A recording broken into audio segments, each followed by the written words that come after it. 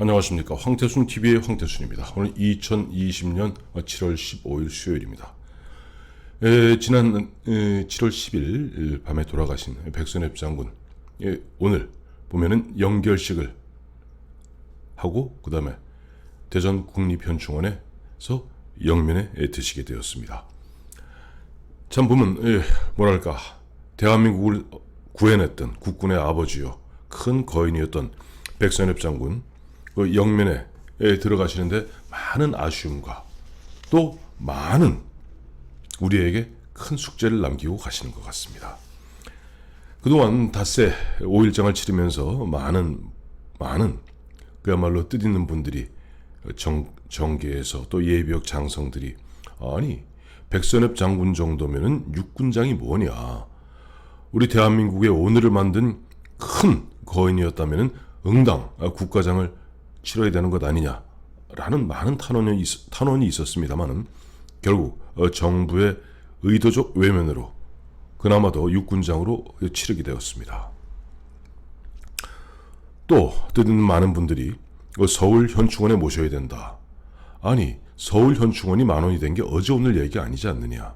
특히 이명박 정부 시절까지 백선엽 장군 살아생전에 보면 서울 현충원에는 장군묘역엔 자리가 없으나 어떤 국가유공자 또 우리 사회에 공헌한 분들의 그런 묘역을 만들 수 있다는 듯이 이야기가 진행되었습니다마는 이 현 정부 들어서는 뭐 여러분 너무나 잘 아시겠지만은 무조건 서울 현충원 자리 없다. 대전 현충원 가더라도 법이 바뀐다면은 흔한 얘기를 파묘, 묘를 뽑아낼 수 있다라고 뭐 으름장을 놓았었죠. 그러나 미국 NSC, 그러니까 미국 NSC라는 것이 미 백악관의 국가안전보장회의죠. NSC에서 백선엽 장군은 그야말로 한미동맹의 소속이요, 한국이 오늘날 민주주의를 구가할 수 있는 그런 큰 틀을 만든 인물이다. 심지어는 미국의 초대 대통령인 조지 워싱턴에 비견할 만한 그런 인물이다. 정말 깊이 애도한다. 뭐 이런 가운데 대한민국에서 좀 많은 분들이 저를 포함해서 많은 사람들이 얘기했죠.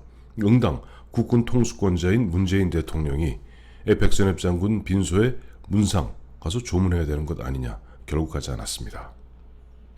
하지만은 정작 이제 오늘 대전 현충원에서 영면에 드시게 될 백선엽 장군은 아마 그런 일에 괴념치 않을 겁니다. 왜냐하니까 이미 몇 해 전에 보면은 서울 현충원에 자리가 없다, 대전 현충원으로 가라, 이리저리 무슨 축구공 돌리듯이 백선엽 장군 쪽에 이런저런 참 같지 않은 얘기들이 나왔을 때 아마 백선엽 장군의 가족분들은 이런 생각도 했던 모양이에요. 백선엽 장군 하면 결국 본인의 피와 땀과 모든 것이 서려 있는 것이 저쪽 다부동 아닙니까? 다부동 전투. 그러니까 다부동에 있는 다부동 전적지에 별도의 조그마한 묘역을 마련하는 게 어떻겠느냐 하는 그런 이야기를 했을 때 백 장군은 이렇게 말씀하셨답니다. 그건 말도 안 되는 이야기다. 왜? 국가 시설물에 개인의 묘를 갖다가 썬다는 것이 말이 되느냐. 그만큼 백선엽 장군 돌아가신 그분은 늘 공과 사가 분명했고 항상 선공후사의 그런 뜻이었기 때문에 국가장으로 치르던 육군장으로 치르던 그것이 동작동에 있는 서울 현충원이든 대전 현충원이든 크게 괴념치 않을 것 같습니다. 그런데 이번에 정말 백선엽 장군이 돌아가시는 별세하시는 그 시점, 그것을 보면서 하늘도 무심치 않구나 하는 생각을 갖게 됩니다. 가정해 보시죠. 만약에 백선엽 장군이 100세 되신 백선엽 장군이 예를 들어서 다음 달이나 이렇게 돌아가셨다면 또 그냥 크게 이 박원순 서울시장하고 극명하게 대비가 안 됐을 겁니다. 그런데 박원순 시장이 이제 9일 극단적 선택을 하고 그래서 11, 12에서 13일 날 월요일 이제 영결식을 갖고 그 다음에 고향 선영에 갔죠. 그런데 그러다 보니까 이 10일 날 전용기 돌아가셔서 10일, 12, 이 한 13까지 한 2박 3일 정도가 흔한 일로 겹치게 됩니다. 그러니까 지금 집권 세력들이 박원순 서울시장을 갖다가 뭐랄까 그 여러 가지 그 추문들을 덮고 뭔가 성인으로 만들려는 듯한 그러한 어떤 행위와 백선엽 장군에 대해서는 의도적으로 홀대하면서 여기저기 나팔수들이 뭐 과거 친일 행적 어쩌고 저쩌고 이야기하면서 폄훼하려는 그러한 것들이 겹치면서 많은 우리 국민들이 대한민국이 지금 오늘이 얼만큼 잘못되었는 것을 갖다 생생하게 생교육, 산교육을 하게 되는 겁니다. 그래서 아시겠습니다마는 저쪽 광화문 동화면서점 그 언저리에 신전대협이라고 이건 이제 젊은 이제 어떻게 보면 좀 자유우파 성향의 젊은이들이 중심이 되어서 별도로 국가가 외면하니까 정부가 외면하니까 젊은이들이 나서고 또 뜻있는 분들이 나서서 백선엽 장군의 시민 분향소를 만들었고 정말 많은 시민들이 저 335 그야말로 아이들이 손을 잡고 또 젊은이들이 또 나이 드신 분들은 손자 손녀의 손을 잡고 아들딸의 손을 잡고 백선엽 장군의 그 분향소를 찾아서 고개를 숙이면서 대한민국의 오늘이 무엇인가 어떻게 대한민국의 오늘이 건설되었는가에 대해서 많은 생각들을 하는 모습 보면서 백장군은 살아서도 나라를 구했고 돌아가시면서도 나라 걱정에 나라를 구하고 돌아가셨구나 하는 생각을 지울 수가 없습니다. 또 하나 이번에 이제 문재인 대통령 그야말로 결국 국군 통수권자로서 왜 이렇게 백선엽 장군 외면하느냐 하는 그런 많은 질타에 끝까지 뭐 입구국 다물고 뭐 심지어는 여기저기서 나오는 이야기가 뭐 노영민 비서실장이 가지 않았느냐 또 조화 보내지 않았느냐 뭐 이런 식으로 입 싹 닫고 말랐는데 지난해입니다. 2019년 6월 6일 문재인 대통령 이쪽 현충원에서 이런 얘기했죠. 김원봉의 조선의용대가 국군 창설의 뿌리다. 즉 문재인 대통령 머릿속에는 김원봉 뭐 지난해 황태순 TV에서 여러 차례 다뤄드렸습니다만 김원봉은 중간에 예전 일제시대 때 독립운동을 한 건 사실입니다.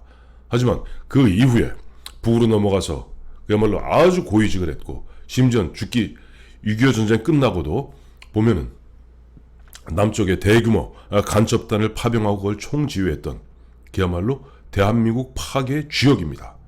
그런 김원봉을 갖다가 김원봉이 과거 일제시대 때 조선의용대 뭐 이것도 사실은 나중에 김구 선생이 그쪽에 다 포함됩니다. 그리고 뭐 여러분 아시겠습니다만 김구 선생이 가장 싫어했던 인물이 김원봉입니다.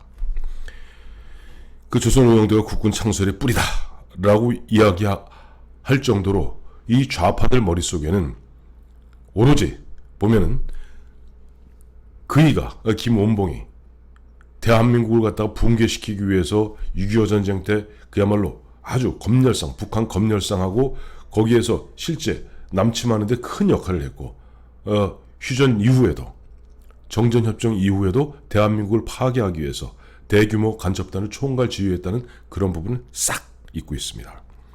마침 어제 그제죠. 13일날 예전에 종편할 때 이따금씩 나왔던 어떻게 그 당시에는 사실은 참 별 뭐랄까 존재감이 없던 친구인데 요즘 보니까 정권이 바뀌고 뭐 요즘 보니까 YTN에서 자기 시사 프로그램도 진행도 하고 또 MBN 등에 나와서 또 패널로도 나오는 뭐 열심히 뛰고 있는 노형희 변호사라고 있어요. 이 친구가 이런 얘기를 했다고요. 백선엽 장군을 두고 뭐라고 그랬냐니까 우리 민족인 북한에게 총을 쏜 사람을 왜 현충원에 묻느냐. 이게 무슨 헛소리입니까? 6.25 전쟁 때 지금 대한민국 정부 아무리 좌파 정부 좌파 정권이라 할지라도 제가 알기에는 이번 6.25를 즈음해서 12만 9천 명인가요? 한 13만 명 12만 몇천 명의 6.25 전사자들 이름 부르기 하지 않았던가요? 그 전사자가 국군 전사자지 그게 인민군 전사자입니까?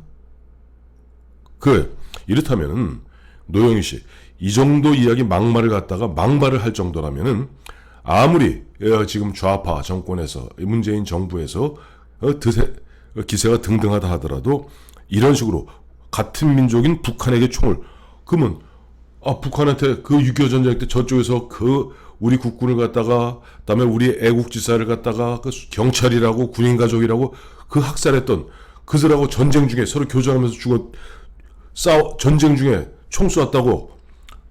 그러면 우리 민족인 북한에 총 쏜 사람을 왜 현충원에 묻느냐? 그렇다면은 지금 동작동 국립묘지에 묻혀있는 6.25 전사자들 묘를 다 파내십시오. 아니면 노영희 변호사, 이런 양반들은 절대 앞으로 YTN 라디오 등에서 진행 못하게 하고, 방심위에서 그런 거 해야 되는 거 아닌가요? 방심위에서 이런 걸 갖다 바로 적발에 처벌해야 되는 거 아닌가요? 정부에서, 대한민국 정부에서 만약에 6.25 때 우리 민족인 북한에게 총을 쏜 사람을 왜 현충원에 묻느냐는 사람이 여전히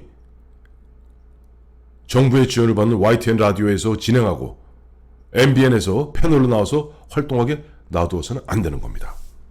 이런 부분들을 갖다가 이번에 백선엽 장군이 돌아가시면서 우리에게 많은 숙제를 남긴 겁니다. 앞서도 말씀드렸습니다만 문재인 정부 좌파 정권의 어떤 현재 국군의, 솔직히 말해서 우리나라 국군 창설의 주역은 그 당시에 몇 명의, 예를 들어 김홍일 장군이라든가 송호성 장군 등 몇 명 빼고는 어쩔 수 없이 일본군 출신, 만주군 출신일 수밖에 없었습니다. 왜? 북한에는 소련이 점령해서 자기들이 수하에 데리고 있던, 아시잖아요. 김일성이 뭐였는지. 소련군 대위였습니다.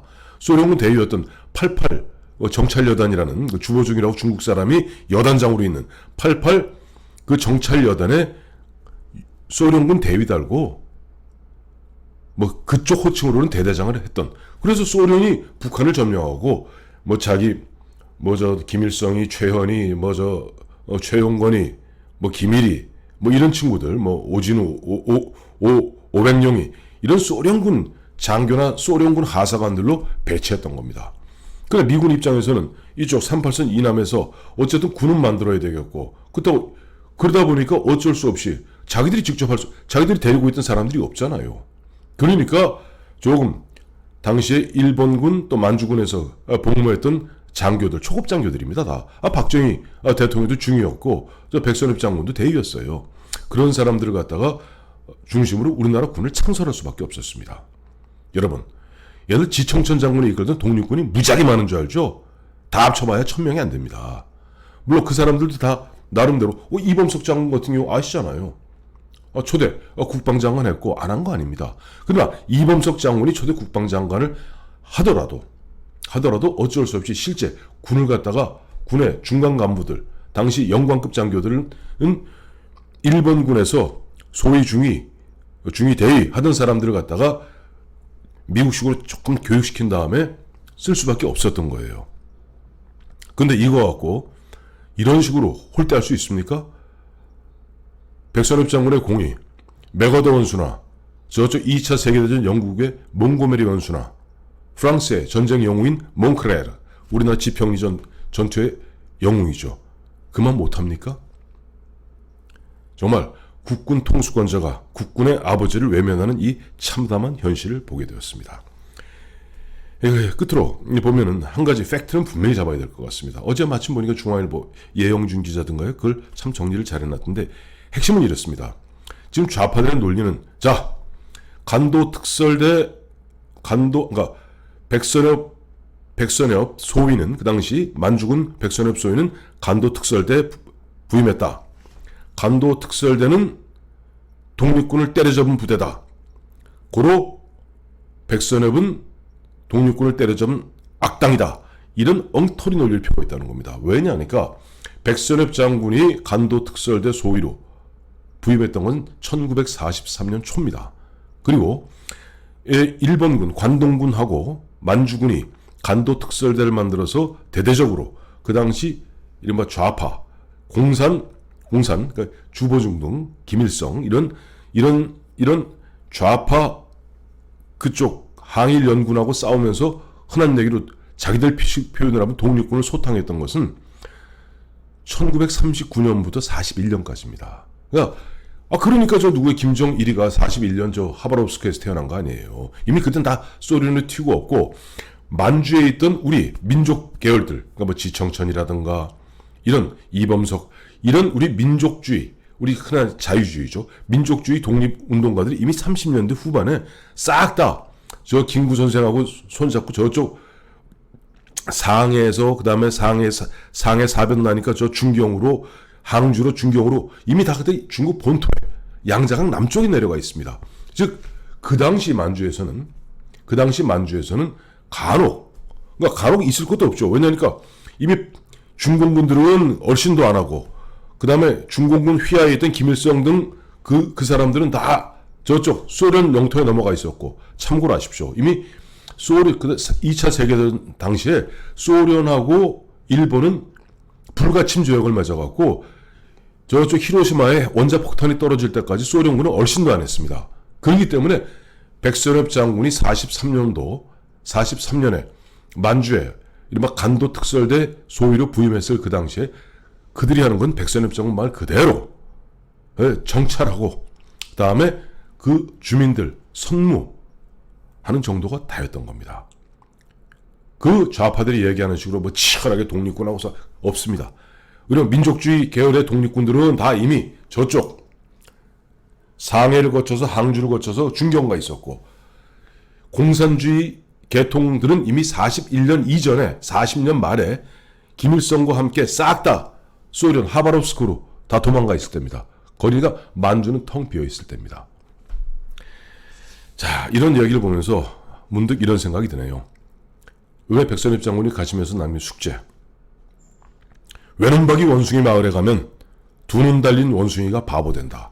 지금 대한민국은 좌파 왼쪽 눈만 뜨고 있는 그런 부류의 인간들이 보면은